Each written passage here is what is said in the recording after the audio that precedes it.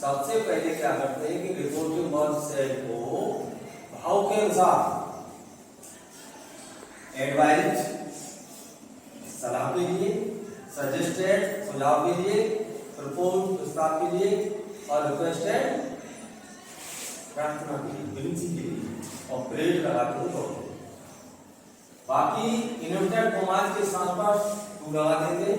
शेष reported speech के sentence को ज्योग्य को परिवर्तन कर दिया जाता है।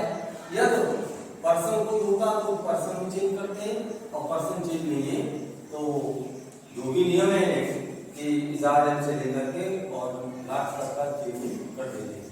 एग्जाम्पल के द्वारा समझा रहे हैं। मैं ये कहता my friend said to me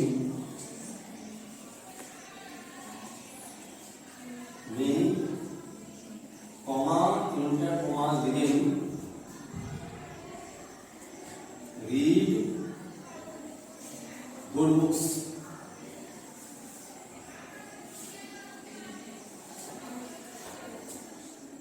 Stop comma close.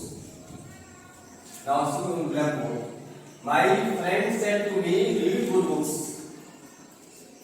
अब फ्रेंड है ऑर्डर नहीं करेगा, रिक्वेस्ट भी नहीं करेगा, सलाह दे या सुझाव भी लगा सकते हैं। वो ये डायरेक्ट से इनडायरेक्ट थिंक करेंगे। इनडायरेक्ट तो my friend advised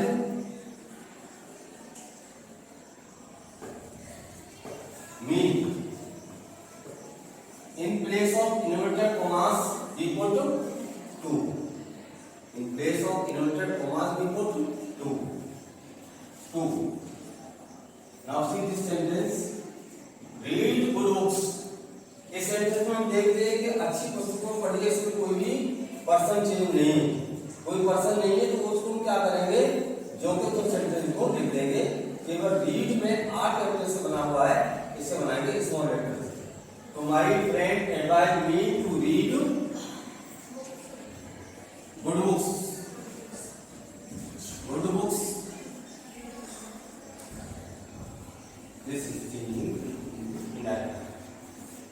There is no great change and there is no great difficulty to understanding how to change the sentence of direct into indirect. We have to change only in place of said we. In according to sense, we write down advice, suggested, requested, etc. In place of inverted commas, we write to. And we see in the sentence of reported speech, if there is a person, we change the person according to rules. If there is no person, we write down the sentence as it is. Any difficulty? Any student, any kind of difficulty can ask. किसी विद्यार्थी को किसी प्रकार की कोई problem कठिनाई है तो पूछ सकते हैं भी। सर आज तो हमने केवल तब बताया कि यहाँ पर सेंटेंस हमारा इंटरोगेटिव का, ये बात हमारा इंटरोगेटिव का नहीं है, ये सेंटेंस है इंपरेटिव का। इंपरेटिव के सेंटेंस में रिपोर्टिंग वर्ब सेट के स्थान पर भाव के अनुसार एडवाइज्ड, रिक्वेस्टेड, सजेस्टेड, हमने इस नियम को अच्छी तरह से दिखा दिया ना। इसका मतलब तुम लिखा नहीं है। अब इसमें होता है नेगेटिव। नेगेटिव में क्या होता है, प्रत्येक नेगेटिव में डू नॉट का प्रयोग होता है। इसका प्रयोग होता है डू नॉट। अच्छा, डू नॉट का प्रयोग में होता है, मैंने बताया था, बता सकते हैं कोई? क्योंकि इसमें यू छिपा हुआ होता है। जो पर्सन जो स्पीकर है जिससे बात करता है उसमें यू छिपा होता है। जैसे वहां मत जाओ, डू नॉट गो देयर, है, चाय मत पियो, डू नॉट टेक टी, समय नष्ट न करो, do not spoil the time. सब में डू नॉट का प्रयोग करेंगे, क्यों करेंगे कि इसमें यू छिपा हुआ होता है। ये सेकंड पर्सन से बात की जाती है, ठीक है ना। अब ऐसे डू नॉट वाले वाक्यों को हम डायरेक्ट से इनडायरेक्ट कैसे चेंज करेंगे, यानी कि नेगेटिव इंपरेटिव के नेगेटिव सेंटेंस को डायरेक्ट से इनडायरेक्ट में कैसे चेंज करेंगे? सबसे पहले तो हम रिपोर्टिंग और सेट के स्थान पर तो यही लगाते हैं, सलाह दिया तो एडवाइस लगाएंगे, सुझाव दिया सजेशन लगाएंगे, अब विनती की है तो रिक्वेस्ट लगाएंगे, है ना। और उसके बाद इन इन्वर्टेड कॉमास के स्थान पर जो टू हम लगाते थे वो नॉट के बाद टू लगेगा, नॉट टू है। फिर आगे कोई पर्सन चेंज है तो पर्सन चेंज करते हैं, अदरवाइज नहीं। जैसे the teacher said to the students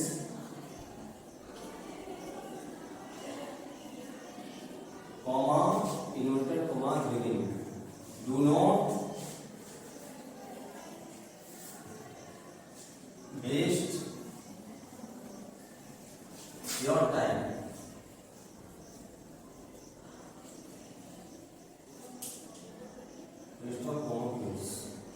The teacher said to the student, do not waste your time.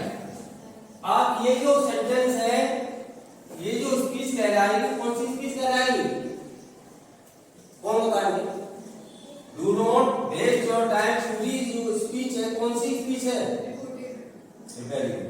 कौन बोले? खड़े हो जाए। हाँ, good student, sit down. Reported speech. अब ये सेंटेंस हमारा रिपोर्टेड स्पीच का कौन सा है? एसर्टिव है या नेगेटिव? नेगेटिव।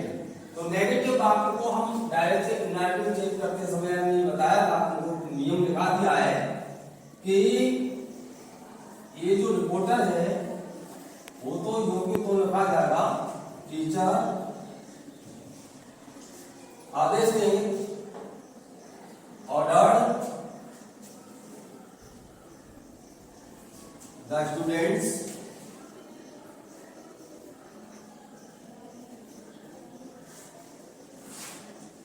ये डू नॉट जो है, टू से तो इसको ऐड करते हैं, कोमा को निकाल देते हैं और कोमा के स्थान पर क्या लगाते हैं? टू। तो इसमें नॉट के बाद टू लगेगा, किसके बाद लगेगा? तो सेंटेंस हमारा नेगेटिव है, तो नॉट टू वेस्ट। अब ये बताइए योर जो है, आप बताइए योर कौन से पर्सन का है और क्या है? बताइए, बताना है क्या? खड़े होते हैं। हाँ, सेकंड पर्सन। गुड।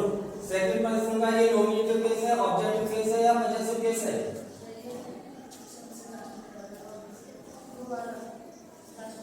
ये कौन सा बताने का तरीका कौन से नाम से जाता है? बताइए। Sit down. हाँ, very good. Possessive case, sit down. तो हमने उनको नियम बताया था 1 2 3 upon son, SON। 1 means first person, 2 means second और 3 means third person. Subject, object and no change. First person को बताते हैं according to subject, second person according to object and third person according to no change. Third person no change.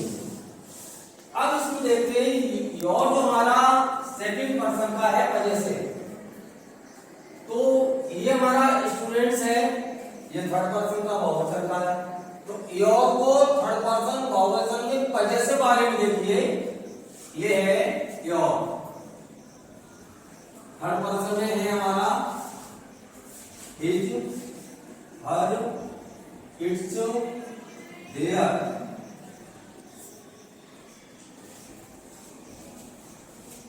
Students बहुवचन है ना, तो your के स्थान पर पजेसिव में दे देंगे, क्योंकि ये हमारा पजेसिव है, तो इसमें पजेसिव वाला ही देना पड़ेगा। तो क्या हो जाएगा? देयर।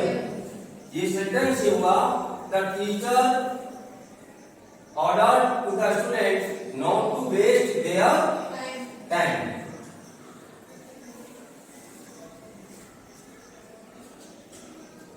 Their time.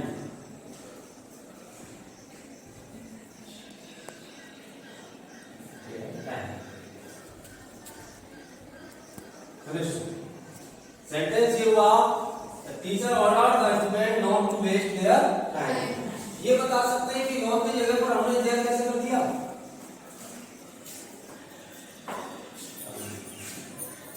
योर की जगह पर देयर कैसे कर दिया? कौन बताएंगे? तुम बताइए, खड़े हो। हाँ